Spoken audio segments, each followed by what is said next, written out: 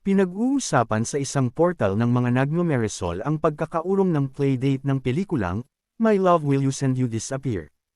Ayon sa update ng Star Cinema, sa Marso na ito ipapalabas instead na sa Abril.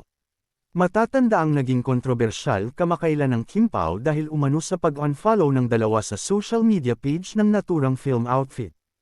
Pinulutan din ng mga chikadora ang di umano'y emote ni Paolo ng tila pagbabanta na di tatapusin ang pelikula dahil naimbudo di umano sa move ng movie production arm ng ABS-CBN na arrested ang showing ng nasabing romcom.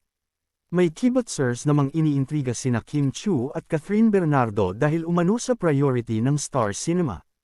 Ayon sa mga pasavage at ilang kafaneyan, mas paborito raw ng nabanggit na network si Catherine kesa kay Kim. Say ng mga nang-iintriga, tila naitsapwera si Kim dahil hindi ito na-inform na naurong na ang playdate ng kanyang movie kahit todo promote ito with the mindset na para ito sa Valentine's Day. Pagtatanggol naman ng ilan, hindi raw naman napapabayaan ng network ang Chinita actress.